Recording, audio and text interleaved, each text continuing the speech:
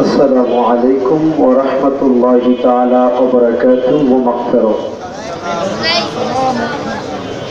এই নারায়ণগঞ্জ বন্দর এলাকায় সালামের জবাব দিলে গুনাহ হয়? জি, গুনাহ হয়? সালাম দেওয়া আমার নবীর সুন্নত। কার সুন্নত? আমার নবীর হাদিস। عن أبي هريرة رضي الله تعالى عنه قال قال رسول الله صلى الله عليه وسلم من تمسك بسنتي عند فساد أمتي فله أجر نية شهيدا أو كما قال عليه الصلاة والسلام।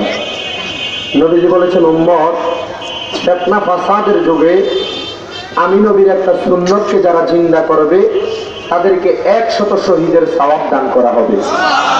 সুবহানাল্লাহর আওয়াজ একবার ঘুমানোর মতো আরো জোরে সুবহানাল্লাহ। তাহলে 100 শহীদের সওয়াব দান করা হবে। আপনারা একটু জবান খুলে বলেন, বাবা ওই 100 শহীদের সওয়াব কি আমরা অর্জন করতে চাই না? কথা বলেন, চাই না? তাহলে সালামের জবাবটাকে আস্তে দিবেন না জোরে দিবেন? যারা বসে আছে তাদের চাইতে আমি জোরে আশা করতেছি যারা দাঁড়িয়ে আছে একটু জোরে সালামের জবাব দিবেন। আসসালামু আলাইকুম ওয়া রাহমাতুল্লাহি ওয়া বারাকাতুহু। الصلاة والسلام عليك يا رسول الله الصلاة والسلام عليك يا حبيب الله الصلاة والسلام عليك يا شفيع المذنبين الصلاة والسلام عليك يا رحمة للعالمين الحمد لوليه والصلاة على نبيه والوزن والفضل والعدل والنجم بالجسم بوحدته بكبريائه وبسلطان وبإتقان وبإيمان وبيان في فرقان الله أكبر وحده لا شريك له ولا نظير له ولا مثل له ولا مثال له ونشهد أن سيدنا إيماننا وخطوتنا وصنعتنا محمد رسول الله صلى الله عليه وسلم الذي أرسله بالحق بشيرا ونذيرا وداعيا إلى الله بإذنه وسراجا وقمرا منيرا إن الله وملائكته يصلون على النبي يا أيها الذين آمنوا صلوا عليه وسلموا تسليما اللهم صل محبت جڑے مولانا محمد والا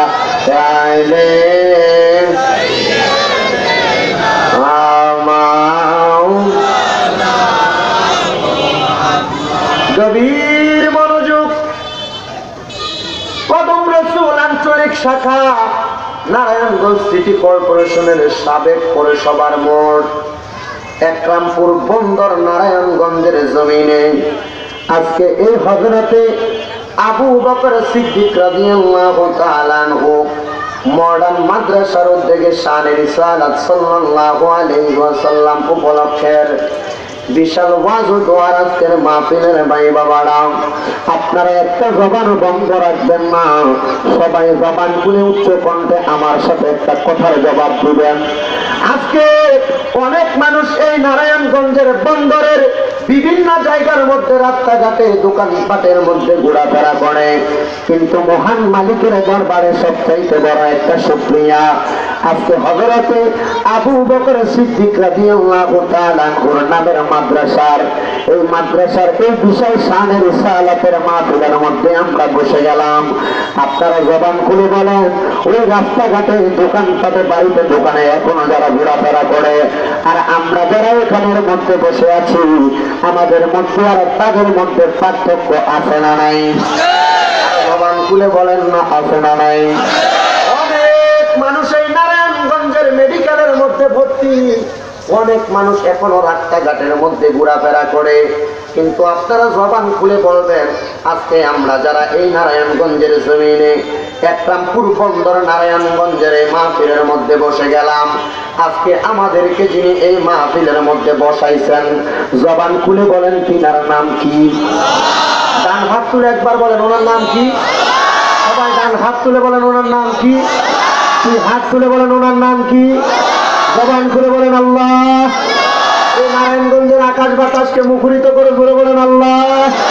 চিৎকার মেরে বলেন ইয়া রাসূলুল্লাহ। আরো জবান খুলে উচ্চ কণ্ঠে বলেন ইয়া রাসূলুল্লাহ। এবার চিৎকার মেরে বলেন ইয়া বলি আল্লাহ। এবার জবান খুলে বলেন ইয়া নবী আল্লাহ। গভীর মনোযোগ। যদি ওই আল্লাহ পাক রব্বুল আলামিন আমাদেরকে এই জবান দিয়ে থাকেন, আল্লাহর দেওয়া জবান দিয়ে আমরা সবাই আল্লাহ পাকের পেয়ারা বন্ধুর শানে একটু দুরূদে পাক পড়ব। একটা জবান বন্ধ নাই, সবাই জনে জনে জবান খুলে উচ্চ কণ্ঠে বলেন আল্লাহুম্মা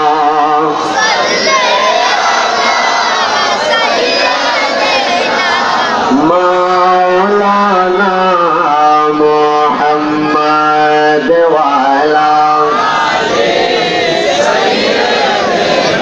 মাওলানা আল্লাহু কা জাহান্নাম अब भी न सरदा होगा रो रो के मुस्तफा ने रो रो के मुस्तफा ने दरिया बहा दिए उनकी महक ने दिल को गूंचे खिला दिए अल्लाहुम्मा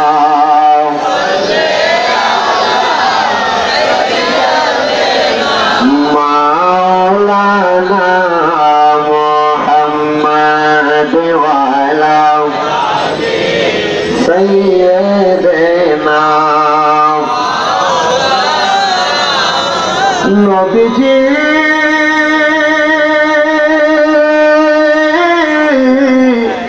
ওগো নবীজি ওগো মায়ার নবীজি গাছের ডালে পাখি যদি মোরা হইতাম উড়ে উড়ে রওজা জিয়ারত করে তাম আল্লাহুম্মা জবান খুলে জুড়ে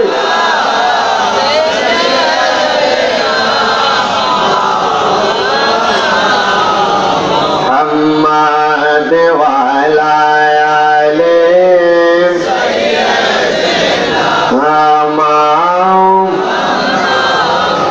উদাল দিয়ে খুরিয়া মাটি রাখতা ঘর বানাই ওই ঘরতে থাকতে হবে একা একা বাসতলায়। ঠিক কিনা বলে আমরা যেই কবরের মধ্যে চলে যাব, আমরা দুনিয়ার এই এত বড় বড় বিল্ডিং গুলা আমাদের আসল ঘর নয়। আপনারা জবান খুলে বলেন আমাদের যে আসল ঘরটা, ওই ঘরটার নাম কি? আর জবান খুলে বলেন এই ঘরটার নাম কি? কোদাল দিয়ে খড়িয়া মাটির একটা ঘর বানাই, ওই ঘরেতে থাকতে হবে একা একা বাসতলায়।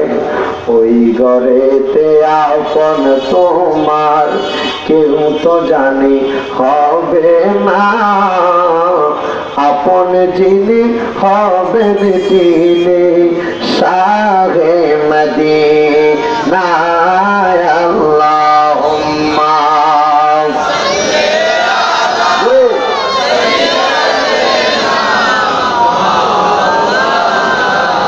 মুহাম্মাদ ওয়া আলা আলি সাইয়্যিদিনা। সবাই একটু জবান খুলে জিকির করেন লা ইলাহা লা জোড়ে লা ইলাহা লা ইলাহা হাসবি রব্বি জাল্লাল্লাহ। পড়ে হাসবি মা ফি কলবি গায়রুল্লাহ। নূরে মুহাম্মদ সাল্লাল্লাহু লা ইলাহা ইল্লাল্লাহ। জোড়ে লা ইলাহা লা ইলাহা। দুই নয়নে তোমায় দেখিলে নবী গো, দুই নয়নে তোমায় দেখিলে নবী গো, পৌঁছে যাবে মনের জ্বালা। লা ইলাহা লা জোড়ে লা ইলাহা। অনেক দূরে মদিনা, আমরা কেমনে যাব জানি না। মদিনা যাইতে চাই কি চাই না? কারা কারা যাইতে চাই? দুইটা হাত সোজা করে দেখায়। একটা আল্লাহু আকবার।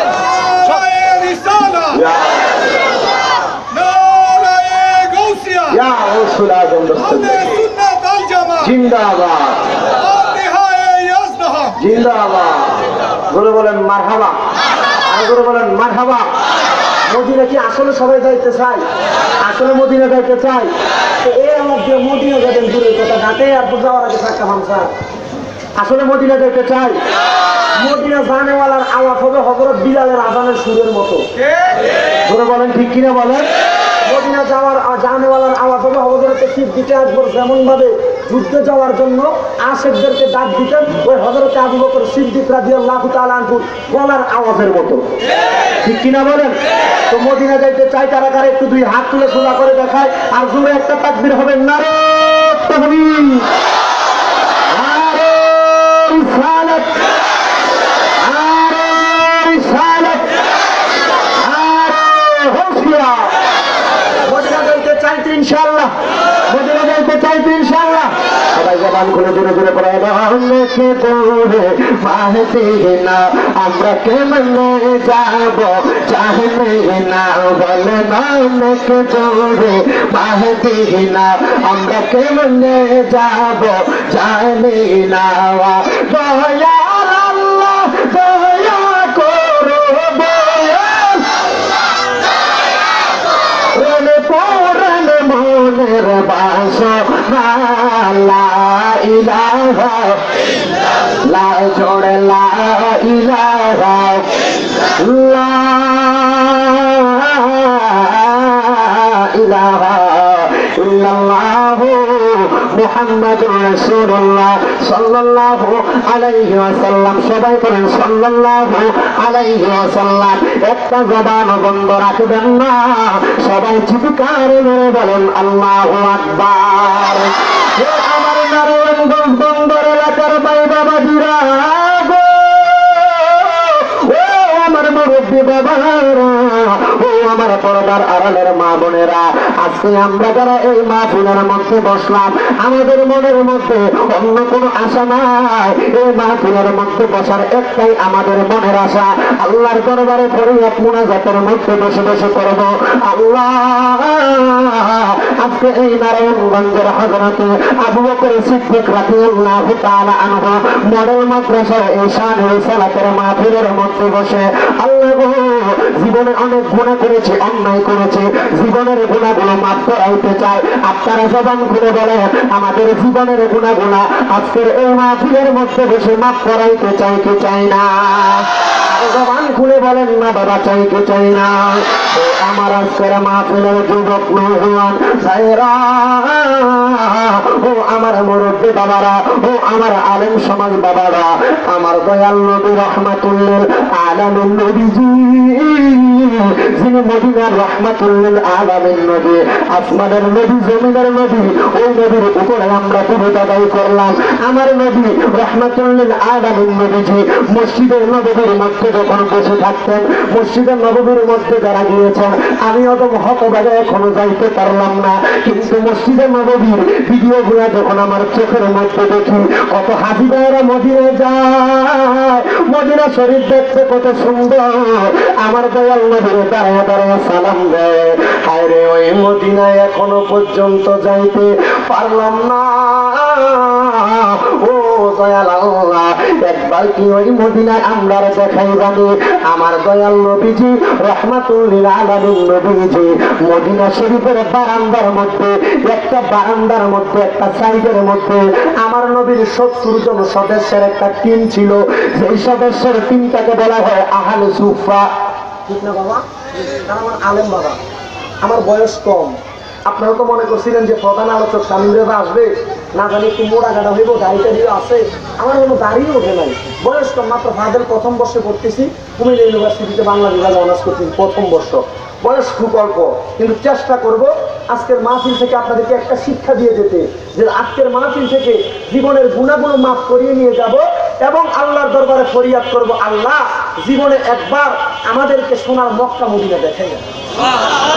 ঠিক কিনা বলেন? দেখতে চাই কি চাই না?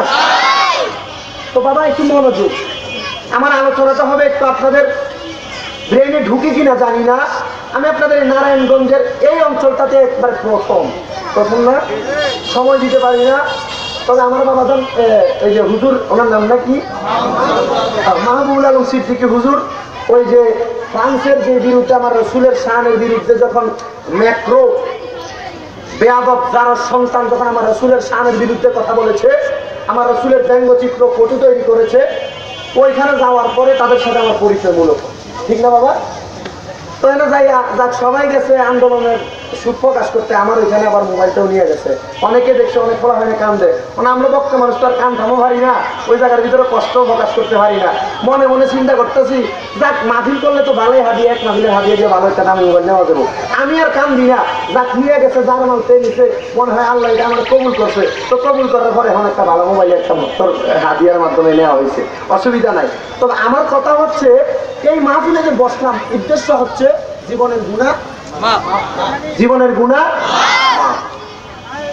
মসজিদে নববীর বারান্দার মধ্যে আহলে সুফার যে সদস্য, এই সদস্যদেরকে নিয়ে আমার দয়াল নবী বসে আছে। দয়াল নবী হঠাৎ করে দাঁড়িয়ে গেলেন, কি করলেন?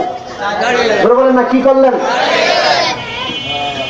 রাসূল যখন দাঁড়িয়ে গেলেন, ওই সময় আমার রাসূল দাঁড়ানোর পরে সকল সাহাবায়ে কেরামের উদ্দেশ্যে আমার দয়াল নবী নসিহত প্রদান করতে লাগলেন। নবী যখন নসিহত প্রদান করবে, আমার নবী ডাক দিয়ে বললেন, সাহাবীরা, লিকুল্লি শাইইন সিকালা, দুনিয়ার জমিনের মধ্যে প্রত্যেকটা বস্তুকে পরিষ্কার করার এক একটা করে যন্ত্র আছে সাহাবী। হঠাৎ করে আমার দয়াল নবী এই কথাটা বাকি রেখে সকল সাহাবীদেরকে বললেন, সাহাবীরা, তোমরা যারা এখনো পর্যন্ত দুনিয়ার জমিনের মধ্যে বসবাস করো, আল্লাহর বান্দা রাসূলের উম্মত যারা আছে, তাদের বাম স্তনের ভুজঙ্গের নিচে ছোট্ট সাদা একটা গোস্তের টুকরা আছে। বাবা জোরে বলেন না, ঠিক কিনা? ওই সাদা গোস্তের টুকরাটা এত সাদা, এত সাদা, ওই গোস্তের টুকরাটা এমন সাদা।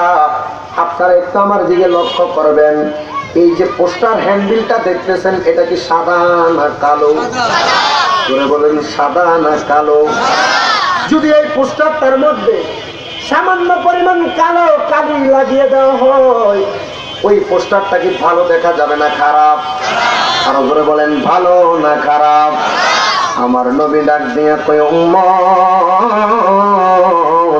ও আমার উম্মতের দলেরা, যখন আমার উম্মতেরা একটা একটা করে গুনাহ করে, তাদের বান্ধবের 2 আঙ্গুল নিচে, বাম স্তনের 2 আঙ্গুল নিচে ওই সাদা গোস্তের টুকরাটা এক একটা করে কালো কালো দাগ পড়ে যায়।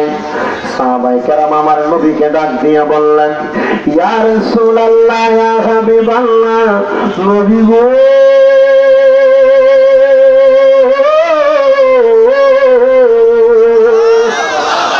ও মায়ার নবীজি, আপনি বললেন দুনিয়ার জমিনের মধ্যে লিকুল্লি শাইইন সিকালা, প্রত্যেকটা বস্তুকে পরিষ্কার করার একটা যন্ত্র আছে। ইয়া রাসূলুল্লাহ, নবী গো, ও মায়ের নবী গো, আমাদের কলবটা পরিষ্কার করার যন্ত্রটা কি? ওই লতিফায় কলব সাদা গোস্তের টুকরাটাকে কেমন করে পরিষ্কার করা যাবে? আমার দয়াল নবী রাহমাতুল লিল আলামিন নবী ডাক দিয়ে বললেন, ও সাহাবীরা, ভয় পাও না, ভয় পাও না, আমি দয়াল নবী ঘোষণা করলাম, প্রত্যেকটা বস্তুকে পরিষ্কার করার যদি এক একটা যন্ত্র থাকে, আমি নবী ঘোষণা করলাম, তোমাদের কলবটা পরিষ্কার করার যন্ত্র হচ্ছে ওয়াসিকালাতুল কুলুবি বিযিকরিল্লাহ, তোমাদের কলবটা পরিষ্কার করার যন্ত্র হচ্ছে আল্লাহ নামের জিকির। কার জিকির? কার জিকির? আরো জোরে কার জিকির? তাহলে আমরা সবাই এই মাহফিলের মধ্যে বসে গেলাম, আমার আল্লাহ পাকের জিকির করে যদি কলবটা পরিষ্কার করার পরে আজকের মাহফিলের আলোচনা শুনে আপনারা জবান খুলে বলবেন, ওই আলোচনা কি কাজে লাগবে কি লাগবে না? ধরে বলেন না, লাগবে কি লাগবে না? একটু জবান খুলে ডান হাত তুলে বলেন, এই জবানের মালিক কে? আরো ধরে বলেন কে? এই জবান দিয়েছেন কে? আমাদেরকে রিজিক যিনি দেয় তিনি কে? রিক্সার ড্রাইভার 10 টাকা 5 টাকা ইনকাম করে, তারও সংসার চলে, লক্ষ টাকা যে ইনকাম করে তারও সংসার চলে। আপনারা ঘুরে বলেন, রিক্সার ড্রাইভার, মুসলিম, এত চামার যারা আছে তাদেরকে চালাই কে? আমাদেরকে চালাই কে? এই জবানের মালিক কে? আল্লাহর দেওয়া জবান দিয়ে একটা জবান বন্ধ রাখবেন না। সবাই আমার সঙ্গে হয়তোবা আজকে এই মাহফিল থেকে যাওয়ার পরে আপনি যখন রাত্রিবেলা ঘুমিয়ে যাবেন, ঘুমানোর পরে আপনার মানবতাটা উড়ে যাবে, আপনি ইন্তেকাল করবেন, হয়তোবা আর কোনোদিন আল্লাহকে ডাকতে পারবেন না।